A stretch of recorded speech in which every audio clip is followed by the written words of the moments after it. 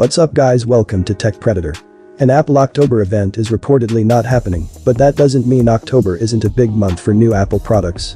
Bloomberg's Mark Gurman recently reported that it is unlikely we'll see an event, with Apple instead turning to press releases to herald any new arrivals in October. And there should certainly be a lot to announce, if rumors about Apple's product pipeline are to be believed. Even after a September that saw new iPhone 14 models, the Apple Watch Series 8, Apple Watch Ultra and the AirPods Pro 2, we reckon there are plenty of Macs, iPads and software updates that need to see the light of day before holiday shopping picks up too much steam. In this video we will take a quick look at what may be in the cards for Apple during October, which figures to be a very busy month for Apple, even without a standalone product event. But before starting, please subscribe to my channel for more interesting videos. Also, if you like this video, then be sure to hit the like button.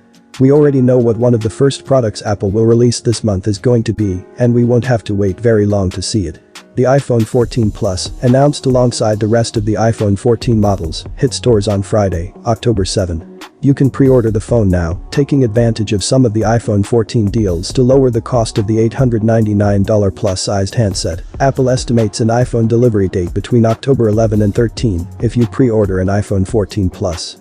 The iPhone 14 Plus shares the 6.7-inch screen size as the iPhone 14 Pro Max, but otherwise offers the same feature set as the standard iPhone 14 model. That includes an A15 Bionic chipset, a main camera with a bigger sensor to let in more light than the iPhone 13 did, and an improved front camera with autofocus and a wider aperture. Because the iPhone 14 Plus is bigger than the standard iPhone, we'd imagine that its battery is bigger, too. Hopefully that will help this final iPhone 14 model join the iPhone 14 Pro Max on the best phone battery life list. Also, the Apple M2 chipset, the next generation version of Apple's self-designed silicon, appeared earlier this year when it debuted in the MacBook Air and 13-inch MacBook Pro.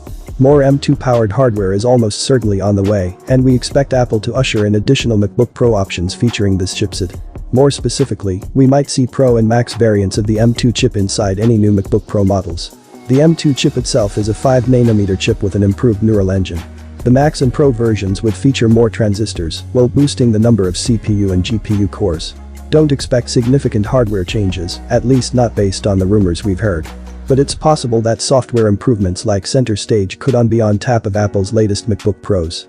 It's been 2 years since the Mac Mini became one of the first Macs to run on Apple's M1 chip. With the M2 now out, this monitor-less desktop Mac may be in line for a long-awaited upgrade. The most likely scenario has the Mac Mini 2022 getting the new M2 chip, and that being the extent of the upgrades. That said, earlier in the year, a somewhat fanciful rumor talked about the possibility of a more compact design with more ports than before. We're not sure how much credence to lend to that forecast, but we won't object if that's what Apple does. Rounding out potential October 2022 Apple hardware releases that could run on updated Apple Silicon is the iPad Pro 2022 tablet, last updated in the spring of 2021. This time around, Apple is likely to turn to the M2 chip for both the 11 and 12.9-inch tablets. Other possible additions to the iPad Pro could be wireless charging and a new smart connector on the side of the tablet. Early rumors had talked about the potential addition of a notch to the iPad Pro's display as way of shrinking the bezels, but at a time when the iPhone 14 Pro models have ditched their notch for a cool and useful dynamic island feature, this would seem like a backward step. Also, keep an eye on Apple's standard iPad. The 10.2-inch iPad is still running an older chipset, so it could stand to see some upgraded internals. That doesn't mean an M2 chip is bound for this iPad like it is on the Pro models. Instead, we could see a more modest jump to the A14 Bionic. The current model uses an A13. Here's another October release that Apple has already confirmed right after it said that the iPad OS 16 software update wasn't going to arrive at the same time as iOS 16's mid-September release. Instead, Apple is targeting October for the next major update to the iPad's operating system, giving it more time to tinker with new features. Besides the iOS 16 features already available to iPhone users since September, iPad OS 16 brings Stage Manager, a new multitasking tool, to select tablets. With Stage Manager, you get a visible dock for easily accessing apps, and you can resize app windows like you would be able to on a Mac. Originally slated for just M1-powered iPads, and presumably M2 models when they arrive, Apple has brought in support for Stage Manager out to 4 older iPads. As mentioned, iOS 16 already shipped, but as is tradition with Apple, not every feature went live at launch. Live Activity's lock screen widgets that relay up to the minute info as it changes didn't appear in iOS 16, but they are part of the iOS 16.1 beta. Once that update ships, most likely this month, Live Activities will be ready, too. Hopefully, iOS 16.1 also introduces a fix to the battery problem some upgrades have cited. There's one final piece of software that needs to come out this fall, and that's macOS Ventura. The latest version of Apple's Mac software is also targeting an October release, Apple has said. With macOS Ventura, Macs gain some of the updates found in the equivalent iOS apps. You'll be able to share tap groups in Safari as you can in iOS 16, and you can edit text messages after sending them, too.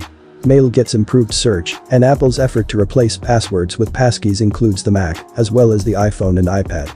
Stage Manager is part of the macOS update, and a continuity camera feature turns your iPhone into a webcam for an additional angle on video calls. We're not saying all of these launches will happen, though many of the software releases plus the iPhone 14 Plus are already confirmed. It just goes to show that Apple doesn't need a dedicated event to still have a lot going on. Hopefully you guys enjoyed this video. Please like this video and subscribe to my channel for more. Thanks for watching and goodbye.